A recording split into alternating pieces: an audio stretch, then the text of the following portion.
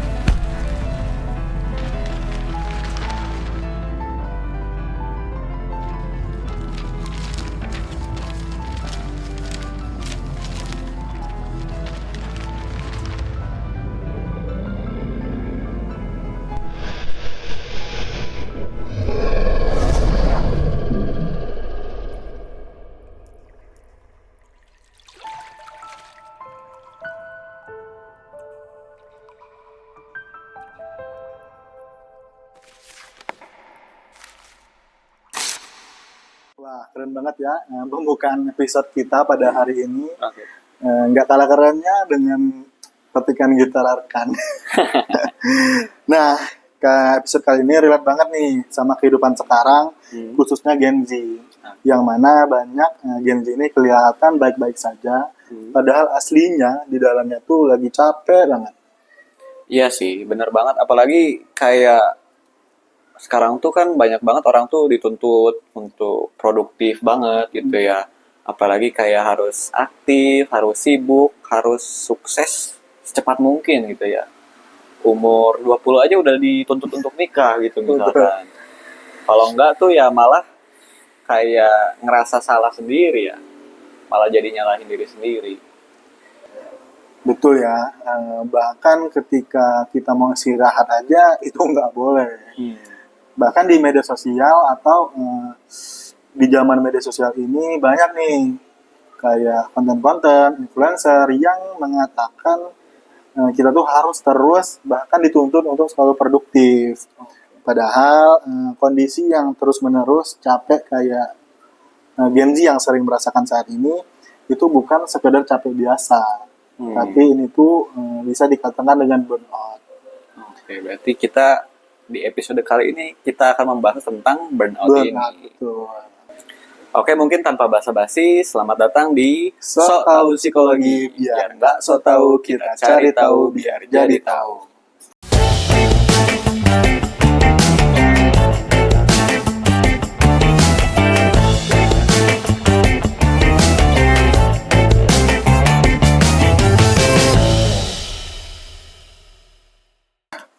Arkan, kamu sadar nggak sih kalau akhir-akhir ini Gen Z nih, mungkin teman-teman kamu atau lingkupan pertemanan kamu yang Gen Z itu kebanyakan sering bilang, "Ih, aku tuh capek banget, terus aku tuh udah nggak tahan lagi, atau bahkan aku tuh mau menghilang dulu lah untuk beberapa waktu gitu."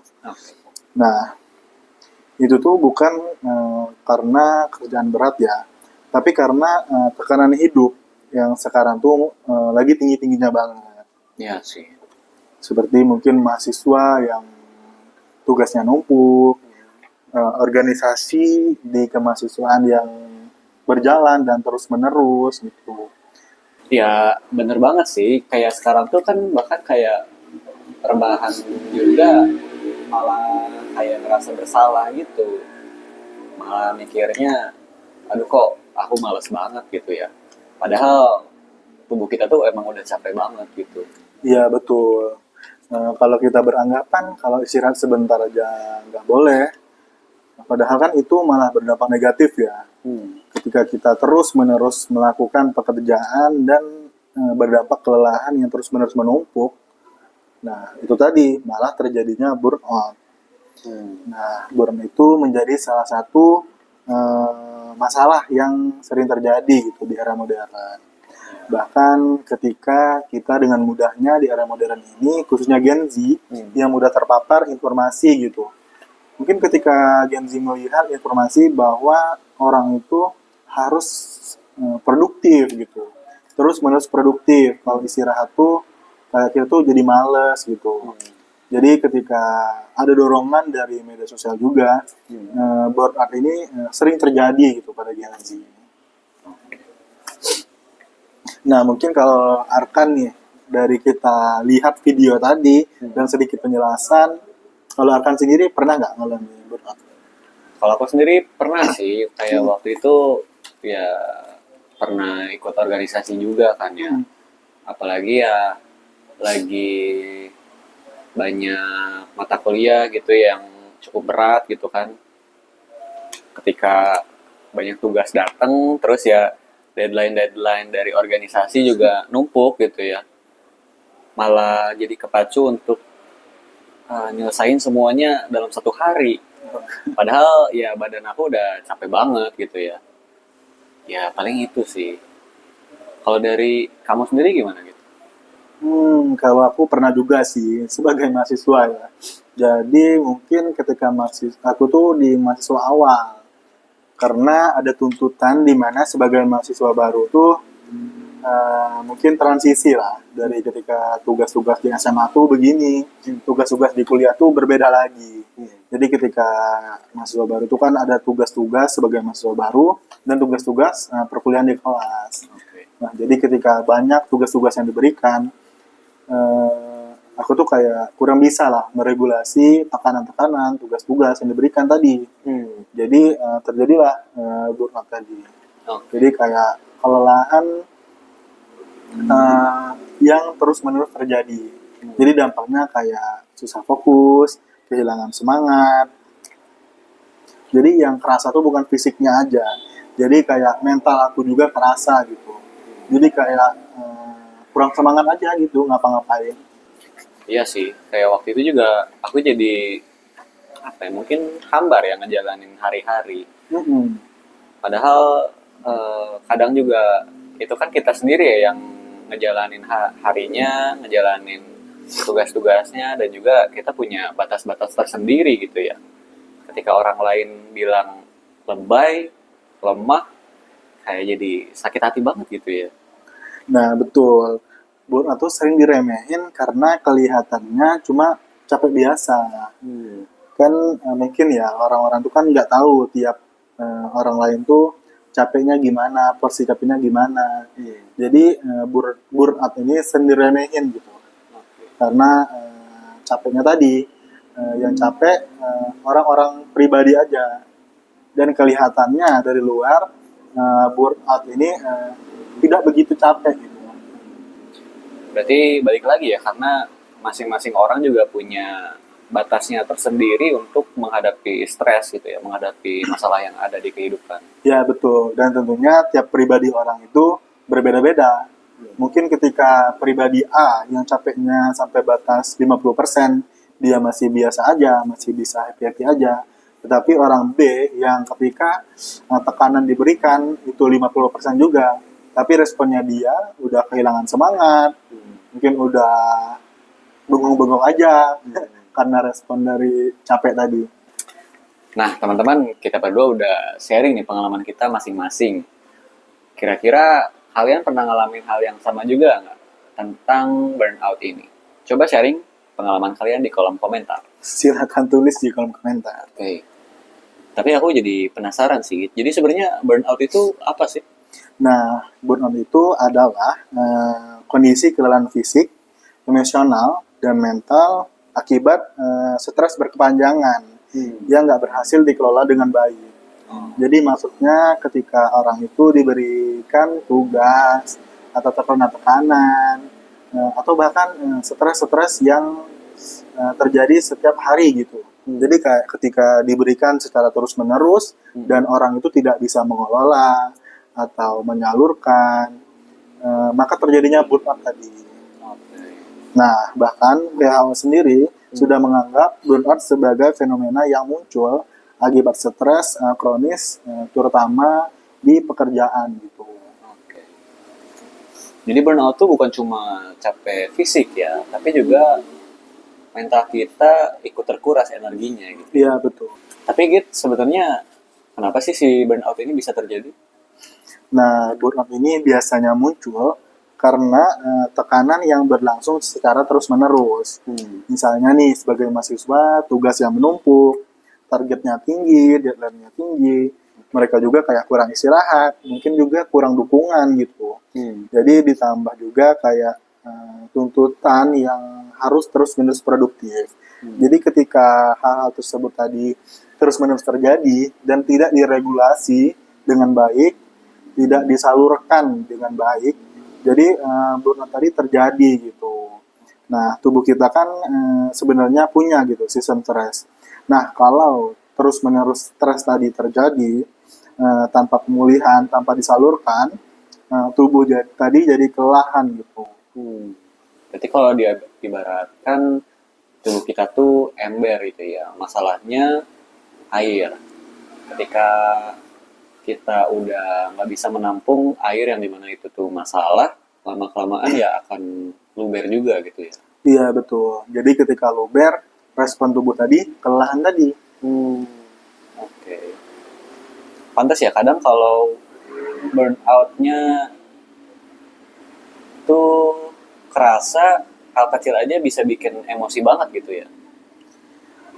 Iya, betul. Jadi akibatnya orang tuh jadi gampang emosian, susah fokus, gampang lupa, bahkan kehilangan motivasi atau semangat gitu dalam melakukan hal-hal yang biasanya dia lakukan. Nah, di otak juga ada yang namanya amigdala. Jadi otak tadi lebih sensitif gitu terhadap tekanan. Jadi ketika seseorang yang terus-menerus diberikan tekanan dan tidak dikelola dengan baik, amigdala tadi jadi sensitif gitu ketika diberi tekanan lagi. Nah, sementara bagian otak yang ngatur fokus dan emosi malah jadi menurun fungsinya. Nah, jadi maksudnya di sini ketika orang terjadi burnout, terjadi terus-menerus tekanan dan dia merespon kelelahan, otak tadi ketika diberi tekanan lagi, dia tuh jadi sensitif, jadi mudah lelah. Nah, dari respon tadi juga orang tadi jadi kayak kehilangan fokus, susah rileks gitu. Oke, berarti kita jadi lebih ngandelin perasaan gitu ya daripada pikiran gitu ya. Iya, betul. Tapi gitu sebenarnya burnout ini contohnya dalam sehari-hari kayak gimana sih? Mungkin contohnya kita kasih tokoh lah ya. Oke. Misalnya contohnya Siti nih. Hmm. Siti ini mahasiswi yang awalnya tuh rajin banget. Mungkin awalnya rajin, nilainya tinggi, aktif organisasi. Nah, ketika dia nih kuliah dan pada suatu waktu dia tuh diberikan tugas yang banyak lah, tugasnya banyak, terus menumpuk. Di lain sisi ada juga tugas organisasi dan mungkin dia juga ada tekanan lah, tekanan untuk terus mendapatkan nilai yang tinggi. Nah, dan dia juga tidak dapat dukungan, mungkin dukungan dari teman-teman, dukungan dari keluarga. Nah, ketika terus-menerus diberikan atau terkena paparan seperti ini, Siti tadi terjadi burnout, terjadi kelelahan gitu. Nah, dampaknya Siti tadi jadi sering terlambat ke kelas, di organisasinya juga jadi kayak males gitu, motivasinya juga menurun, dan di nilainya juga bisa terjadi penurunan gitu. Iya sih. Aku juga pernah sih punya temen dia ketika banyak kerjaan, dia paksa kerjain semuanya, pada akhirnya ya dia malah nurun sendiri motivasinya untuk melakukan pekerjaan-pekerjaan itu ya. Iya betul, itu tuh jadi salah satu tanda burnout. Karena burnout tuh kayak akumulasi lah. Mungkin satu orang yang batasnya kelelahan di 99%. Jadi ketika sampai ke 100% burnout itu terjadi gitu. Kadang kita kalau burnout juga malah nyalahin diri sendiri gitu ya. Kayak ngerasa diri kita tuh lemah atau enggak ya kayak males banget gitu ya. Betul. Padahal kan belum tentu kita tuh malas gitu ya. Bisa jadi memang mental dan tubuh kita yang udah terlalu lelah gitu. True or false? Burnout itu cuma alasan orang yang malas kerja. Itu false. Karena burnout itu bukan kemalasan. Burnout itu adalah kondisi psikologis yang nyata dan berkaitan dengan stres kronis. Jadi orang burnout itu justru biasanya orang yang terlalu lama memaksakan diri. Jadi ketika orang yang terus-menerus bekerja gitu dan dipaksa untuk terus-menerus produktif. Jadi ketika dia tuh menurun lah produktivitasnya tidak seperti biasanya, jadi itu bukan disebut malas gitu, tetapi respon tubuh tadi yang disebut dengan burnout.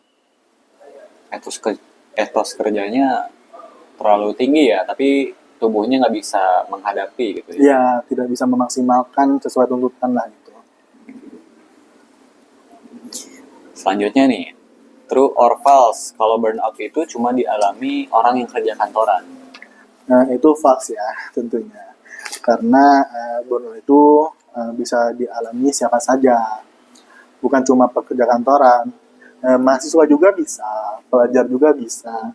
Atau bahkan orang-orang yang tidak terkena tuntutan tinggi. Kan tadi seperti tadi yang kita jelasin tadi lah. Karena tiap orang tadi kan mungkin satu orang dengan orang lain tuntutannya itu berbeda. Jadi ketika mungkin salah satu orang yang diberikan tuntutan yang tidak setinggi tuntutan orang lain. Jadi ketika dia diberikan tuntutan, respon tubuhnya tentu berbeda-beda gitu antara satu orang dengan orang lain. Gitu. Oke. Berarti ya balik lagi karena masing-masing orang punya batasnya. Gitu. Siapapun juga bisa ngalamin si burnout gini ya. Dan kapasitasnya juga beda-beda. Iya. Akhirnya ya masalah yang numpuk tetap pada akhirnya bisa menghasilkan burnout kan. Oke, betul. Jadi burnout itu terjadi ketika seseorang tidak bisa meregulasi gitu. Tidak bisa meregulasi stres atau tekanan yang dihadapi. Oke. Berarti penting banget ya buat kita tuh sadar kalau tubuh dan mental kita juga punya batas sendiri gitu ya. Iya, betul. Jadi jangan nunggu benar-benar capek baru istirahat. Jadi mungkin kita bisa meregulasi lah ketika mulai ada tanda-tanda yang muncul atau kita sudah tidak bisa menghandle suatu permasalahan atau tekanan, kita bisa cepat-cepat untuk meregulasinya, untuk menyalurkannya gitu. bahas-bahas tentang regulasi nih. Sebenarnya cara nanganinnya secara mandiri burnout ini kayak gimana sih? Nah, mungkin yang pertama sudah kita sepil lah tadi. Mulai belajar istirahat tanpa rasa bersalah. Mungkin itu perlu kita tanamkan karena istirahat itu bukan berarti kita malas. Istirahat itu bukan berarti kita tidak produktif. Tetapi cara kita menyalurkan stres tadi, menyalurkan tekanan tadi. Oke.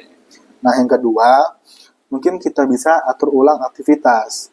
Jangan memaksakan semuanya itu harus sempurna dan harus selesai dalam waktu yang sama gitu, dalam waktu yang cepat. Mungkin bisa kita atur lagi aktivitasnya di mana atau tuntutannya di mana, bisa kita atur lagi. Nah, ketiga, cari support system. Nah, seperti yang kita sudah jelaskan tadi ya, burnout ini mungkin bisa terjadi ketika kita mendapat tekanan dan ditambah kita ini tidak mendapat support system gitu, tidak mendapat dukungan. Jadi burnout ini bisa kita tangani secara mandiri dengan kita ini mencari support system. Itu bisa teman, pasangan, keluarga, atau orang yang dipercaya gitu. Nah, selain itu juga bisa kita lakukan secara mandiri dengan olahraga ringan, tidur yang cukup, istirahat kan, journaling, kayak menyalurkan lah, mindfulness atau mengurangi overthinking gitu. Jadi pada intinya kita tuh menyalurkan stres-stres atau tekanan-tekanan atau tuntutan yang kita alami. Berarti cara nanganin burnout ini bukan hanya istirahat dengan tidur gitu ya, tapi kita juga harus ngatur pola hidup kita ya. Iya betul. Nah, kan kadang ada nih beberapa orang mungkin kesulitan nih untuk nanganin burnout mereka sendiri gitu ya.